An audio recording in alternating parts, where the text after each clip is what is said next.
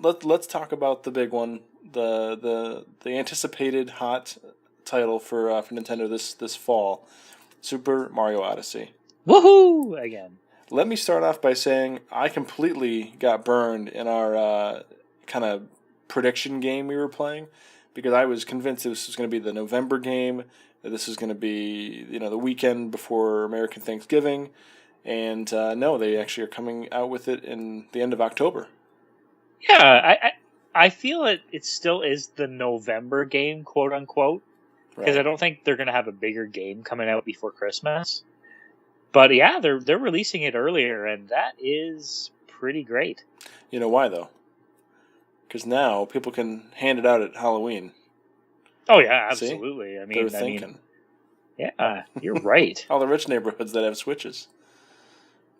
You got to look for the rich kids on the block playing their Switches on the go and be like, going to that guy's house. Yeah, they bought them off the scalpers. They're happy. Yeah. Yeah, there's a bit of a shortage out there, is there not? Yeah, but I feel like the Switches, they're really starting to shoot them out. I know that here in Canada, because, a spoiler alert, I am in Canada. I'm close to there. Walmart Canada got a big chunk of the glowing. way to make Walmart sound even more ominous than it does in the U.S. Walmart Canada. But Walmart Canada, which is its own thing. I mean, it's still Walmart, but it's run slightly differently. We do have the neon Switches. There were a few of them in stock recently, so I think we're kind of getting to the point where the Switch will be more readily available.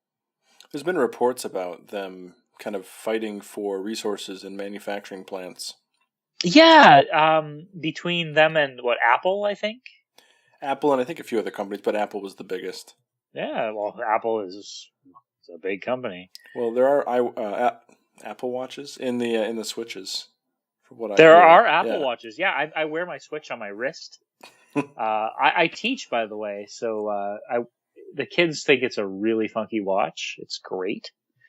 Mario shows up every... No, wait. There is no Mario on the Switch. I lied. No, I'm sorry. I've taken us down a really horrible path, and we've got a lot of people who have hit that exit button on the browser. Let's jump back to Super Mario Odyssey. That's what we're talking about. October 27th. Seriously. Nintendo gave us a new trailer that, to be honest, I was tricked into this trailer because it was the last thing they showed, and it's that grassy waterfalls and all that stuff. And I see the T-Rex kind of come in, and I completely thought it was like Monster Hunter or something. And I was like, oh man. I think that's what they were going for. Yeah. And it's funny because while I was watching it, because I watched it after the fact, I was unlucky. I wasn't able to watch it live. Well, quote unquote alive. But I knew that Mario was going to be at some point, and I knew there was only a tiny bit of time left. And then all of a sudden, this Monster Hunter trailer came on. So yeah, it surprised me as well. But I was also like, when are they going to show Mario? I was so delighted to see that hat. It was like I was like a 5-year-old watching a magic show, and the flowers just came out of the sleeve or something like that.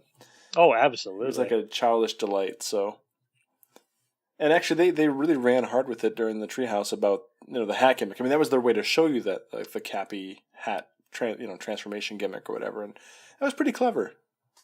Which is cool. I mean, we had a sneak peek at Mario Odyssey a while back, and the whole Cappy, possessing characters thing.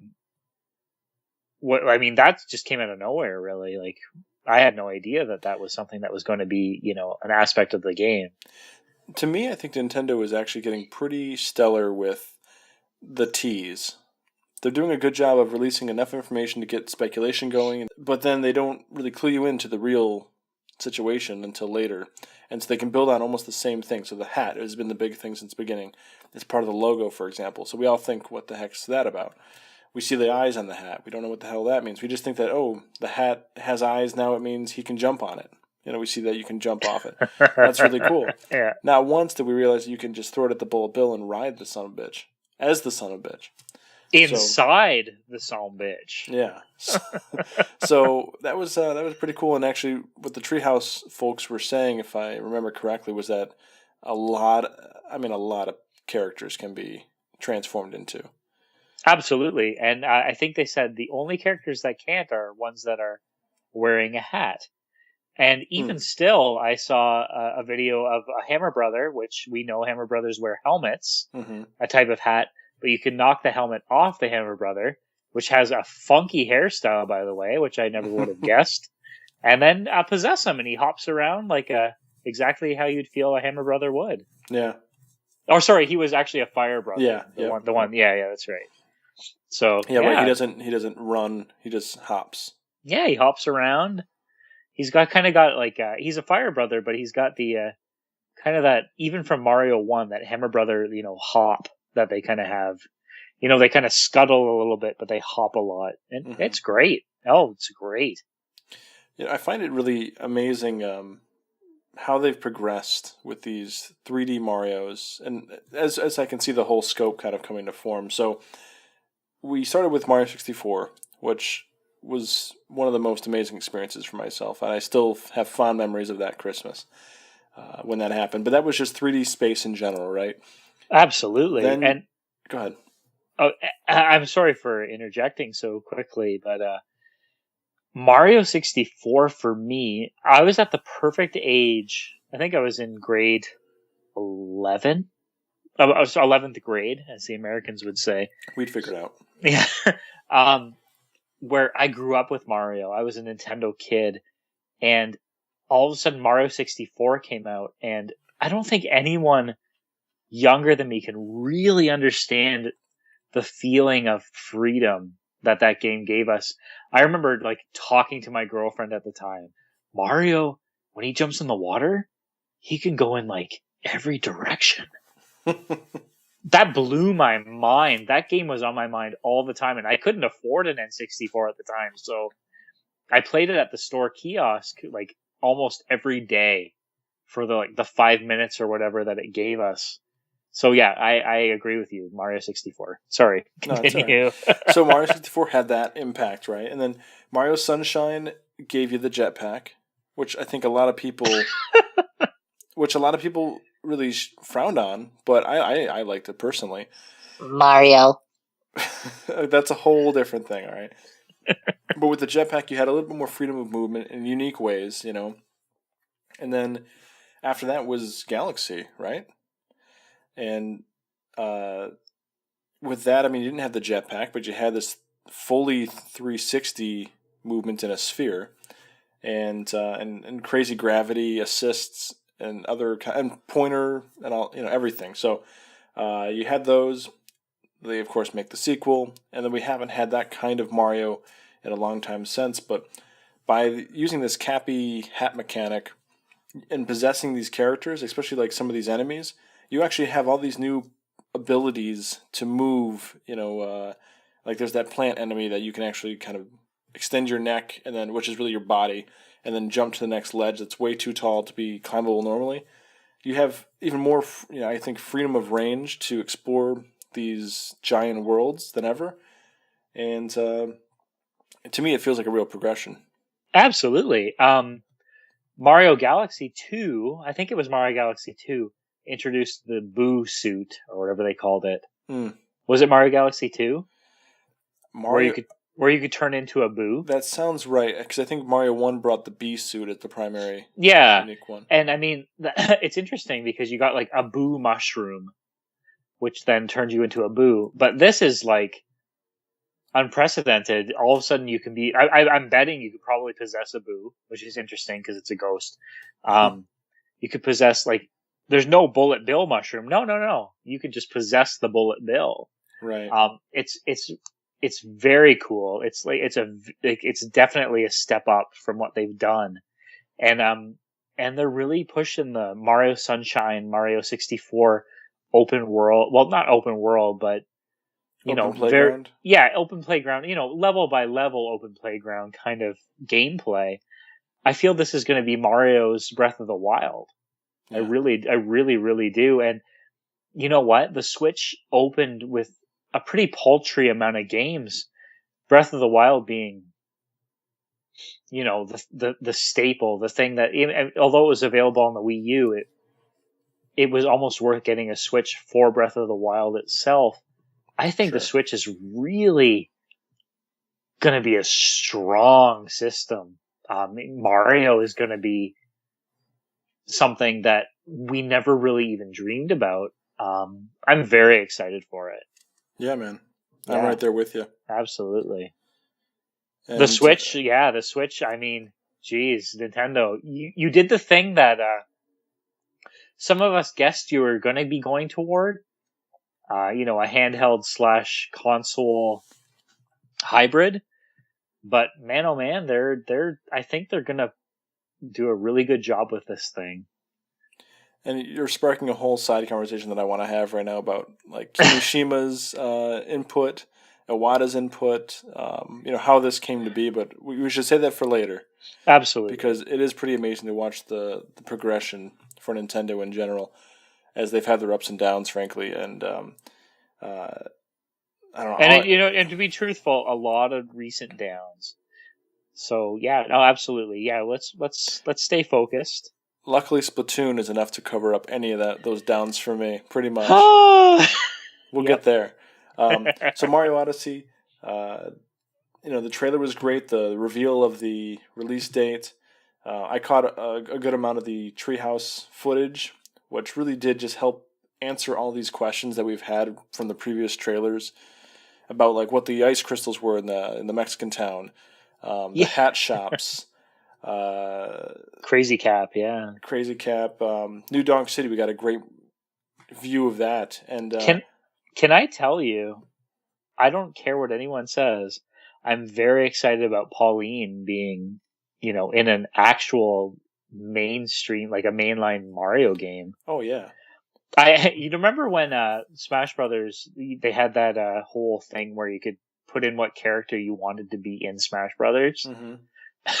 I actually put Pauline, which is pretty funny. I mean, clearly she didn't win, but I was so excited to see, like, here's a character that they haven't looked at in a while. I mean, the Mario vs. DK games have her, and they have this really cool, design for her, which is pretty different from the old arcade game, but them actually taking Pauline, like the original Jumpman damsel in distress, and making her the mayor of this Donkey Kong City, that's pretty exciting for me. And I'm hoping that will spawn, the next Mario Kart 9, or maybe even like DLC for Mario Kart 8 Deluxe. Maybe we'll have another girl character, Pauline. I'm excited about that. I think that this game is intended to open up that door like wide open. Oh yeah. Because one thing that I'll never forget, Kimishima saying, I don't have the exact quote, so I guess I'm forgetting that part. But he specifically talked about, right when he took the role, about how there's all these Nintendo IP that just aren't used. And I'm not saying that he wants to make a Pauline specific game or anything, but he sees all these things that a lot of old school fans recognize and love, and I think he wants to reference them or incorporate them, whether it's make a new game for them. I really think the Switch will have probably at least one game in all the major franchises we've probably ever seen. I'm saying even an F-Zero. I know Animal Crossing is coming at some point. I think it's going to have something for everybody, because I think they want to just revitalize the hell out of it. With the theme parks coming out, they've got it. They're really owning the brand now. So, I mean, I'm not surprised. Again, we'll get to this later too. I'm not surprised about the Metroid reveals, but at the same time, they were delightful and surprising. But it makes sense that they're here now, because I think that there's a push to really just own it and not to say that sales aren't important, but I think they have a new way of marketing their IP, and maybe tailoring it maybe having the expectations of not all Nintendo gamers, but the fans of them, and really focusing on that and trying to grow them at that level, as opposed to just shotgunning it to everybody and being disappointed when half the base doesn't care. Yeah. But back on Mario. There's been some stuff going around Twitter and in the internet about the different costumes he has. And he's got that kind of chef costume, which is kind of a reference to Yoshi's Cookie, because he's worn that. He's got the NES Open golfing costume. Yeah, for sure. And then, of course, he's got the Mario Supercross kind of archaeologist costume. I mean, they're bringing back all these nods, and Pauline is definitely one of the more obvious ones.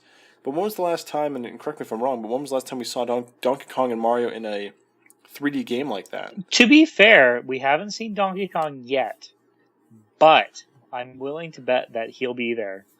What was I going to say? I guess you have a point. Yeah, I guess I'm presuming, right? Yeah, we haven't seen him, but I mean, we've seen Pauline. She's a little taller than usual because I think they gave her the proportions of the humans in that new Donk City. But yeah, no, I have a feeling we might see Donkey Kong, and that would be really crazy, like in an actual mainline Mario game. And even if we don't see him for some reason, just the fact that all of that Donkey Kong Country franchise, all the details and everything, including Dixie Kong or Cranky Kong, the street names and everything, it's all in Mario's lore all of a sudden when it's really its own thing. Absolutely. So which is great. Like all the street names. Yeah, absolutely. Yeah. There's a lot. It's exciting. It's exciting. It totally is, man. There's a lot of talk about how Breath of the Wild is the final game in the timeline. That's what they've said. That it's so far down the line that it doesn't even matter what timeline it is, kind of thing. So, but some people speculate that it kind of is so far down that the timelines kind of merge back into one because there's elements from all of them. Yeah, there is. Yeah, for sure. So imagine if this is kind of their attempt at doing the same thing without caring about the story, but just again putting everything that's Mario or related to Mario and just kind of throwing it in, everything but the kitchen sink, just to have fun with it. If they're holding back like some more Mario Land references, like Tatanga, he was the big boss of Super Mario Land, or like Wart. Yeah. Oh my god! If they have a Mario 2 reference, whoop, I kind of expect like a Mauser to show up or something. Wouldn't that be great? Yeah. Like truthfully, wouldn't that be amazing? Yeah. I feel like it's interesting because this Nintendo right now is the Nintendo I always wanted. Mm-hmm. It's the Nintendo that, for a million years, to be fair, even before Iwata passed away, rest in peace, we got the Koopa Kids, the Koopalings. That was pretty exciting for me because the Koopalings for me were a big part of my childhood. Mm-hmm. And now moving on, we have the Koopalings. Now we have the Koopalings and Bowser Jr. together. If we can get some other more obscure Mario things, and even connected to Donkey Kong, I mean, why not? Yeah. Truthfully, I mean, they don't have any like story to protect.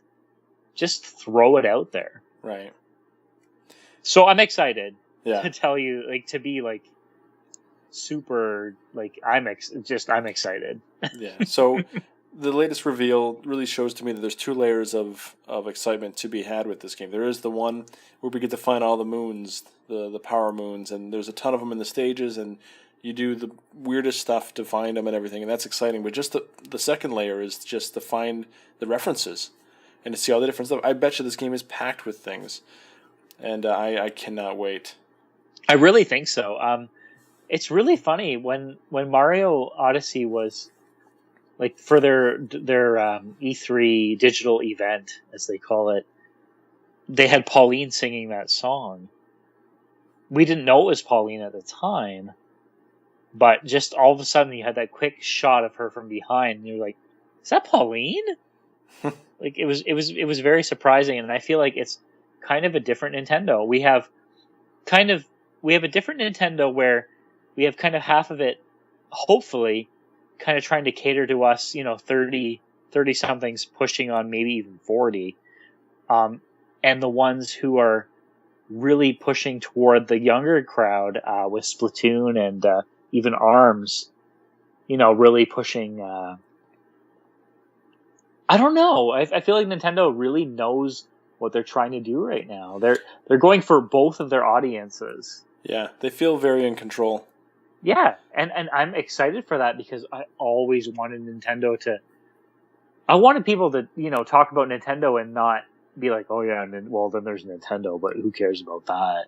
Yeah. You know what I mean? Like, as a teacher, it's definitely not my priority, but every once in a while a kid will ask me, do you like Xbox or PlayStation, sir? I'll say, well, they're both good, whatever. Nintendo never comes up. But then you bring out your mic, you say Nintendo bitch, and then you drop it. Nintendo drop the mic. You drop it on their head because they're smaller than you. But, actually sometimes I'll say, I have a really decent PC. I have a decent PC. So they say, is that for Facebooking? Yeah, I play my Microsoft games on PC whenever I can. But I want them to actually think of Nintendo as what it was when I was a kid. It was what it was. It was Nintendo. It was our pastime when we weren't, riding our bikes. And who knows if that's gonna be able to sink into like the generation who did get sucked into the Halo experience and then get taken on a ride with that, because there's definitely a group of kids who are like that these days. Well, for sure. But to be fair, the Halo experience, I think we're kind of dating ourselves right now. That was a while ago. Yeah. There are kids who did not even touch Halo. Oh, sorry. What is it? Flappy Bird now, or? Flappy Bird. What else do we have on it? It's mobile devices. It really is. Magikarp Jump. Which is fine. Well, but which is fine to the point, for though, what it is. It would be cool to see Nintendo trying to tap into, I guess, adolescence in the same way that it did to us. And I think Splatoon and maybe even ARMS are kind of trying to do that. Yeah. Yeah. Whew. Yeah. Well. So anyway, Mario Odyssey. You know what? Stuff. We'll have more to say as it nears and as the game releases. But let me just say two things about this. First of all, Pauline got voice acting before Link. Just saying. So yeah. That's got to ruffle some feathers. And then also, this game is technically 4 months away. Oh my god! Is that short? It's that short. I'm so excited. For me, Mario was always the big one. Yeah. More so than Zelda. I mean, when they started really popping out the new Super Mario Brothers games, I started losing a little bit of that excitement for Mario games. But this one's bringing me back. Yeah. And man, oh man, because this is the game that really pushed me into gaming when I was a kid. I was always an Atari kid. And I always kind of tricked myself that, these Nintendo games look like cartoons. That's stupid. As a kid, I was probably 6 or 7. But when I finally tried Super Mario Brothers at my friend's house, and his name was also Paul. As all Canadians are. Oddly enough, yeah. All males are Paul. All females are Trish. I fell in love. And you can't even understand, the only thing close to Super Mario 64 for a gaming experience for me is Super Mario Brothers 1. And it was amazing because I came off of Atari. The closest thing to Mario 1 I ever had was Pitfall, which was a great game, but Mario 1 just blew it out of the water. Yeah, it had more story. Yeah, it kind of Catch a Princess. In Pitfall, you just had to get points. Yeah, I actually did have more story. Anyway, sorry. I'm very excited about hopefully the future of Nintendo and, to kind of rub it in the faces of those Nintendo's going third party, which has been going on for 20 years. Yeah. And I'm not even joking. It's been going on for 20 years. No, it has. I just shut that stuff out now. It's bullshit, And for every lull that Nintendo has as a company, they have a high again. I mean, to me, I would think all companies do. I mean, I don't pay that close attention to the other guys. I mean, I play Xbox, but I just play what I like. I don't pay attention to how well they're perceived. And I kind of am that way now, I guess, with all the companies. But with Nintendo, I think more critically because it's what we do, on a podcast and things like that. Yeah. So, but anyway, that's a whole nother digression. Super Mario Odyssey coming out in October. Super psyched. It gives you an excuse to do that. And